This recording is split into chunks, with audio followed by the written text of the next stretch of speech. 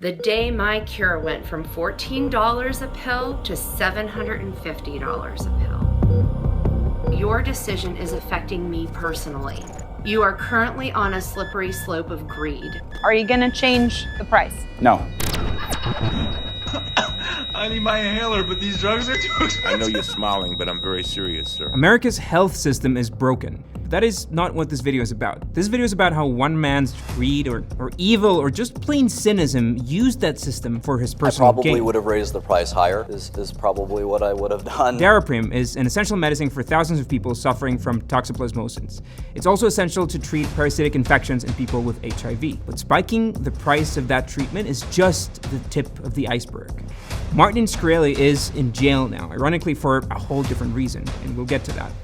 But he shows no signs of repentance as he continues to defraud investors, running a company from his jail cell. So who is Martin Shkreli, and how did he become the most hated man in America? And what will happen now that he's about to get out of jail? The law allows someone to do this legally. Martin Shkreli's will show up and do it. What are you gonna do about it?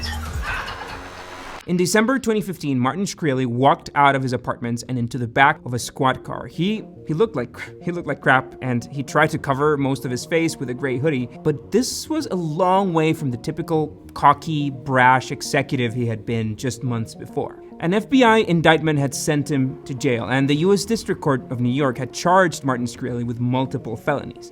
And after tumultuous months, he finally testified in front of the U.S. House of Representatives. Mr. Shkreli, do you think you've done anything wrong? I invoke my Fifth Amendment privilege against self-incrimination and respectfully decline to answer your question. So when it came time for the trial, it just wasn't easy. Everybody hated Shkreli so much that finding a jury was almost impossible. But the reason people hated him wasn't the same reason that was landing him in court. Instead, the U.S. District Court accused him of securities fraud and of running a Ponzi scheme to cover his debt.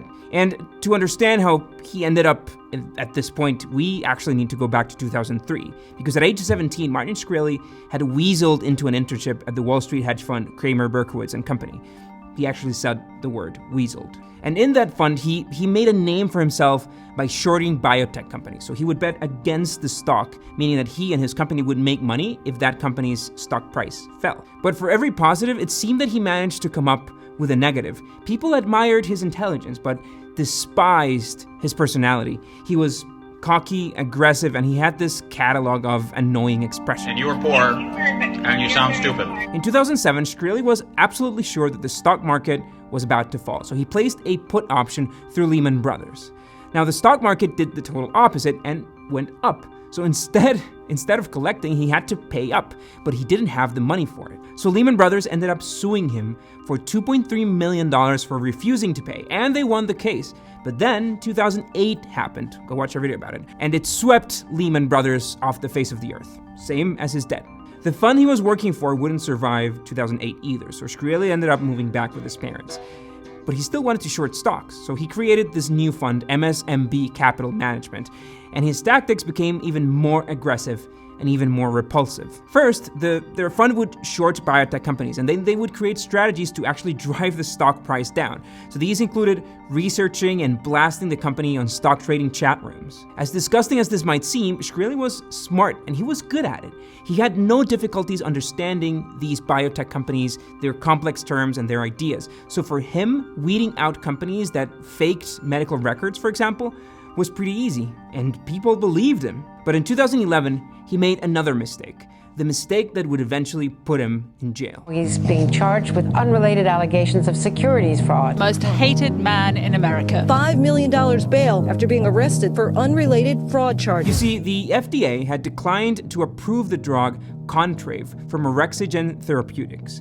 The day after the rejection, their stock plunged from their original 9.09 value. So Shkreli decided to short 32 million Orexigen shares at about $2.5 each, but the share then rebounded and MSNB couldn't cover the difference.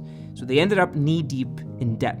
But of course, that didn't stop Shkreli, not one bit. Only months later, he created this new pharmaceutical company that was called Retrofin. Now, from a Wall Street gambler into a pharma company founder, that didn't make a whole lot of sense. Well, he came up with this excuse about a boy who had a rare type of muscular dystrophy. Eventually, the boy succumbed to his condition, and Shkreli sort of used this excuse, saying that he was devastated about it. So he had a new purpose in life, apparently. Hey guys, sorry to interrupt this very creepy story, but I want to talk about today's sponsor, which is ourselves, our agency department. So we, Slidebean, we're a venture-backed company, and while our main business is our SaaS product, not even our YouTube channel. After this channel took off, a lot of founders started reaching out to us, essentially to help them tell their company stories. Now, this Martin Shkreli story is creepy and sad and honestly very disturbing, but most company stories are complex, and we are pretty good at kind of taking complex stories and summarizing them into a 15-minute video or a 15-slide deck. So our company can jump in to write the pitch deck, to design it, and even to help with the financials. We've helped write over 1,000 pitch decks from seed to Series B companies, and they've worked. And now we're filling in the last couple of slots for the end of the year for companies raising money in Q1 2022. So if you think that our team or our company could help you tell that story better, head to the link in the description. Back to the story. There's a lot of people who die of toxoplasmosis every year. Life-saving drug for cancer and AIDS patients. With Retrofin, he started creating treatments for rare diseases, keeping up with this noble cause of his. He even patented 2 treatments for a rare condition called PKAN. But Shkreli was still playing this shorting game. For example, former employees state that he forced them to create fake Twitter accounts to encourage shorting, to selling other biotech stocks. Now, with Retrofin, Shkreli bought the rights to sell 2 additional treatments, tiopronin and Kenadol, 2 medications for rare diseases. And these were expensive medications. For example, patients on tiopronin can consume from 10 to 15 units a day. And then he raised the prices a lot. I could have raised it higher and made more profits for our shareholders. But the story gets a lot worse. You see, Daraprim is this medication that the FDA had approved in 1953. It helps treating toxoplasmosis in immunocompromised patients. So the patent for Daraprim had expired years ago, and there was no generic version in the market. Now, this isn't unusual in pharma because what can happen is that some medications are so easy to make that there's really little room to turn a profit. So only a handful of companies have patents to produce these medicines. So for a competitor to get into this business, they would have to go through a whole FDA approval process, which takes a long time. It's not easy at all.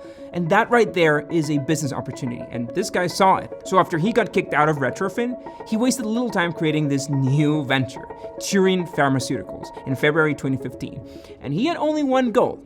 He wanted to buy the rights for manufacturing and distribution from these companies and then reevaluate the pricing of their medication. Then, by controlling the price and the distribution, he would have a monopoly. So one September morning, in 2015, many patients will no longer be able to afford the drug. Raise the prices of that drug from $13.50 a pill to $750. This is a 5,000% increase. It was outrageous, so much so that pretty much everybody in the States came out to bash him. When you have Hillary Clinton and Donald Trump agree on something, to a level that's absolutely ridiculous, and he looks like a spoiled brat to me. But Shkreli defended the price hike. After all, the system had allowed him to do it. He duped journalists by explaining that patients could get drugs at a cheaper rate thanks to his move, according to him. The thing is that his understanding of the insurance system and the whole pharmaceutical industry was even superior to that of most people, so his counterpoints left many unable to speak. Still, his ability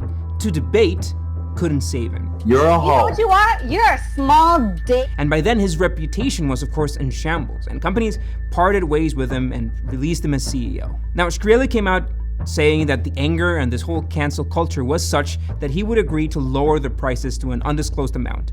And of course, he was lying because that never happened. The lies and the ethics are not what landed him on that 2016 trial. Mr. Shkreli, do you think you've done anything wrong? I invoke my Fifth Amendment privilege against self-incrimination and respectfully decline to answer your question. So the SEC and the FBI concluded that Shkreli had used Retrofin as a personal piggy bank to pay investors and debts from his old company MSMB. That was the Ponzi scheme that was bad enough for authorities to finally take him to prison. So So at the end of a complex trial that put everyone's patience to the test, the jury found Shkreli guilty of 3 out of 8 charges. We're, I think, delighted in many ways with this verdict. And he smiled.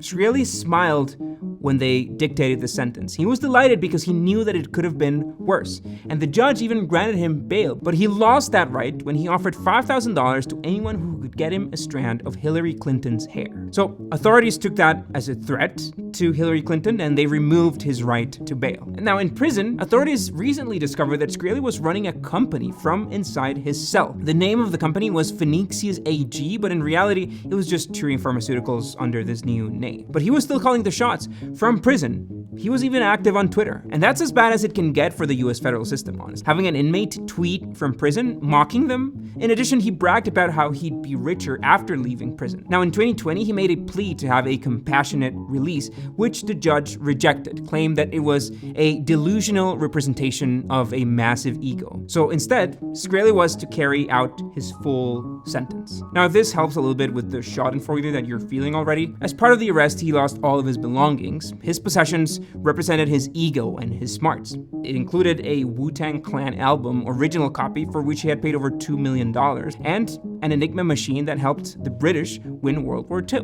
But to this day, one thing concerns me, and this is what should concern you as well. As far as the price hikes, the reason why everybody hated him, as far as the US healthcare system goes, he didn't do anything illegal. A lot of other companies could do the same thing. So in the end, yes, of course he's a dick, he's unbearable, but he also knew how to take advantage of this twisted system that surrounded him. And is he the only one? No, I bet there are thousands out there like him. We don't even have to find a replacement, as he's bound to leave prison in a few months. Yes, Martin Shkreli is probably the most hated person in America. I mean, just look at his face.